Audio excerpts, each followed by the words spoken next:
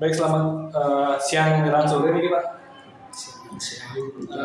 Mohon maaf mengganggu waktunya. Nah, terima kasih banyak atas waktunya yang diberikan kepada saya. Tiang Satria Chandra Ambra Yoga dari SD Jembatan Budaya. Nah, kedatangan Tiang Riki untuk mewawancarai Bapak terkait tentang masalah yang telah diidentifikasi. Nah, ini tugas dari PPG dalam jabatan Tiang gitu, di mewawancarai pakar. Kemudian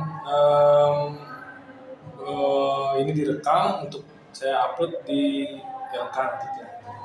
Baik, Itu yang mulai Pak ya? oke, silakan. Untuk mempersingkat waktu.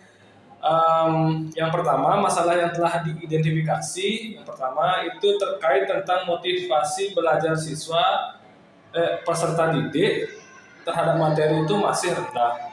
Nah, menurut literasi yang saya baca, Sardiman 2018 menyatakan bahwa rendahnya motivasi peserta didik itu disebabkan oleh yang pertama dukungan orang tua, kedua kreativitas guru dalam memberikan materi pembelajaran, yang ketiga sarana pendukung pembelajaran, dan keempat minat belajar dari peserta didik terhadap pembelajaran itu sendiri.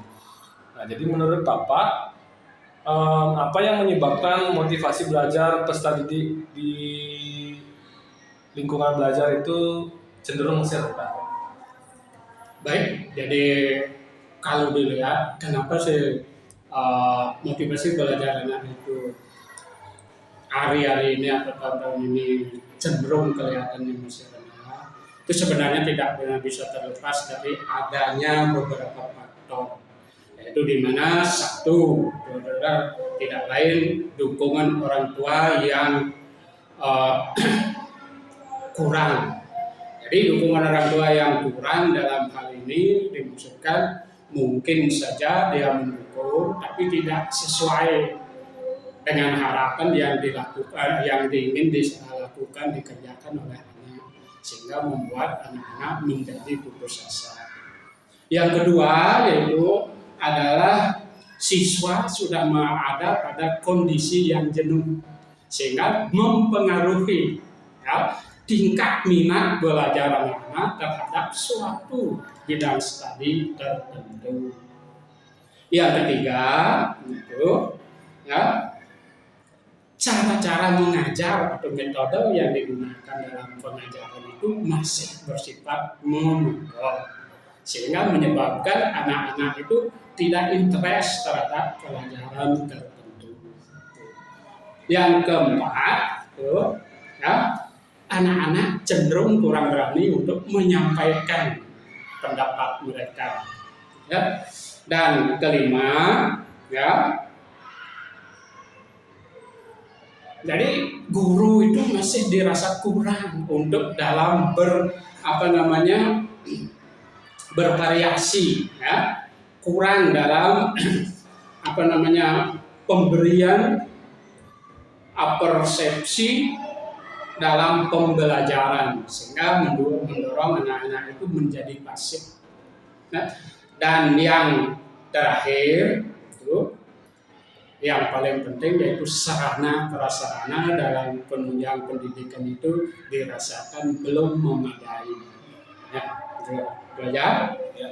Baik, pertanyaan yang masalah yang telah diidentifikasi nomor 2 itu peserta didik susah memahami materi pembelajaran. Nah, karena peserta didik itu susah mengalami pembelajaran, maka ini menyebabkan rendahnya hasil belajar peserta didik. Menurut Tisha Nabila, faktor yang mempengaruhi hasil belajar itu rendah itu ada 2, faktor internal dan faktor eksternal. Nah, faktor internal ini bisa dari dalam diri individu tersebut, seperti misalnya kelelahan, kurang minat belajar dan kurang termotivasi. Kemudian faktor eksternal itu berasal dari luar peserta didik seperti guru dan fasilitas dan lain-lain. Nah, menurut pendapat Bapak, yang mempengaruhi rendahnya hasil belajar peserta didik itu saat ini menurut Bapak berarti? Jadi untuk saat ini berhubungan dengan terjadinya prahara dunia yang dirasakan secara mendunia, yaitu yang namanya COVID-19, itu memberikan tanda-tanda bahwa pada generasi kita itu akan terjadi yang namanya loss learning, ya, itu ketidaksesuaian atau kegagalan dalam pembelajaran sebagai akibat terberjangkitnya COVID-19. Nah, yang kemudian yang kedua itu ada adanya atau di mana peserta didik itu masih merasakan itu atau masih dalam keadaan masa transisi, ya, yaitu dari awalnya yaitu pembelajaran online, kemudian menuju pada pembelajaran tatap muka langsung. Ini sedikit banyak akan memberikan pengaruh terhadap kemampuan belajar anak. Kemudian yang ketiga, sudah tentunya ya, kurangnya penerapan atau guru itu sendiri ya, minim dalam model pembelajaran, sehingga tidak bisa merangsang niat dan bakat dari anak-anak untuk belajar. Yang berikutnya ya, selain masih monoton atau kurang dalam model pembelajaran, ini juga bagi guru sendiri masih perlu mengikuti latihan maupun penataran dalam mengenai model-model pembelajaran yang inovatif. Baik, mungkin bagus sekali, banyak sekali yang perlu jadi masukan mungkin. Kemudian, nah yang ketiga mungkin itu masalah yang telah diidentifikasi itu adalah membangun komunikasi antara guru dan orang tua. Ini masih sangat kurang. Menurut Slamet, lingkungan belajar menjadi salah satu faktor yang mempengaruhi peserta didik, yang mempengaruhi prestasi, motivasi, hasil belajar peserta didik tersebut. Nah, lingkungan belajar tersebut dibaginya 3, yaitu lingkungan keluarga, sosial atau sekolah, dan masyarakat. Oke. Jadi menurut pendapat Bapak, apa yang mempengaruhi atau penyebab dari rendahnya atau kurangnya komunikasi antar guru dengan orang tua? Nah, mengenai faktor yang mempengaruhi rendahnya ya hubungan atau komunikasi antara guru dengan orang tua, yaitu paling tidak akan ditentukan oleh beberapa faktor, seperti misalnya satu, yaitu faktor ekonomi. Jadi sangat besar pengaruhnya terhadap bagaimana sih bisa menjalin hubungan antara guru dengan orang tua. Ya.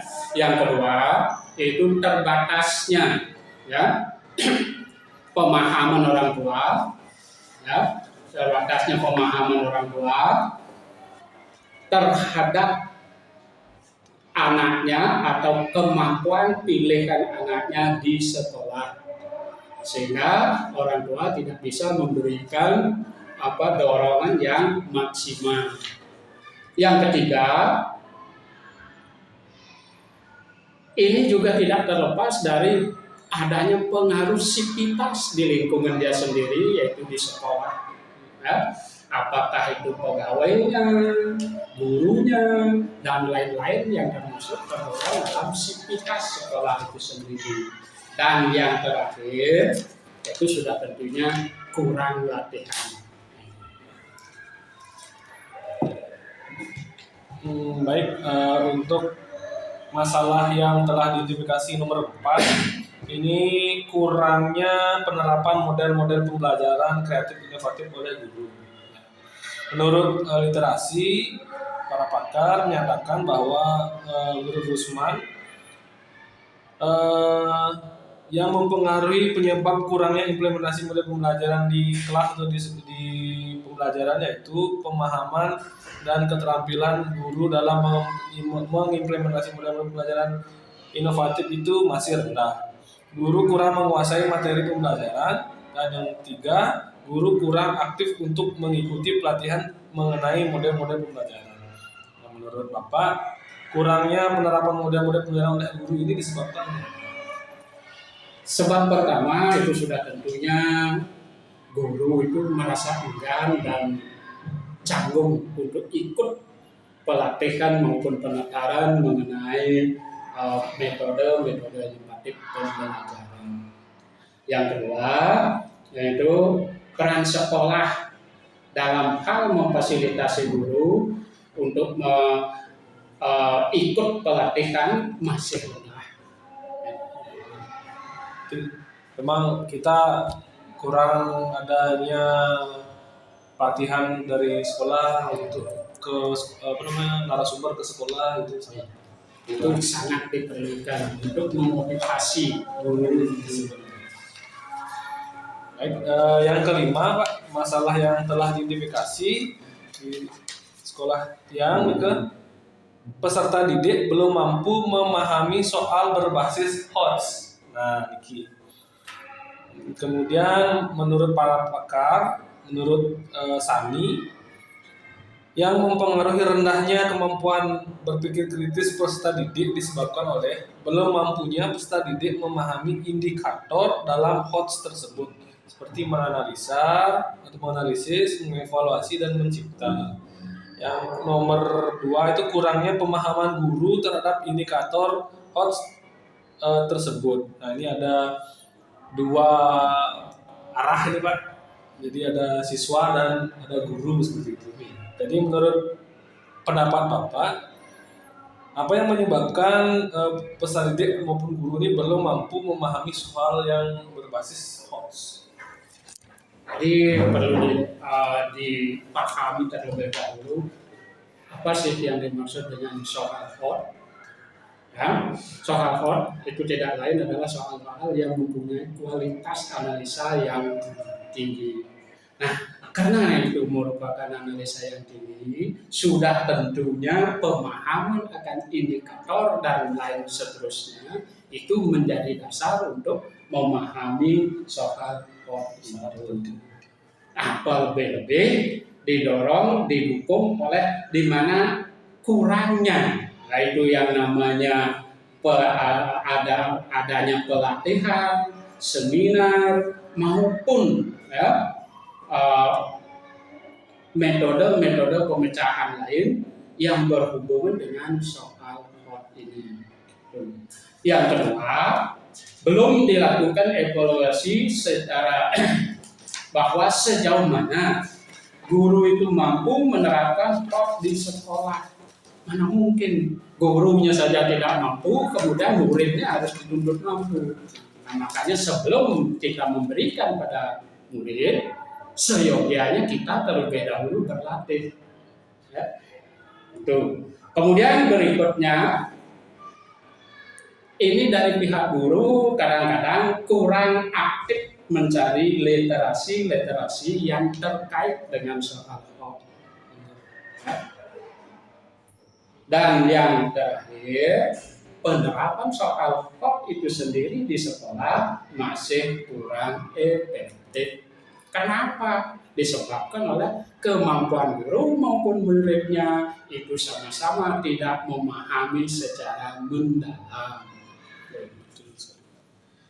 Baik, saya lanjutkan soal masalah yang terakhir ini Pak. Masalah yang telah diidentifikasi yaitu guru belum memaksimalkan pemanfaatan TIK dalam sebuah pembelajaran. Nah, ini menurut literasi, menurut Amir Supriyadi menyatakan bahwa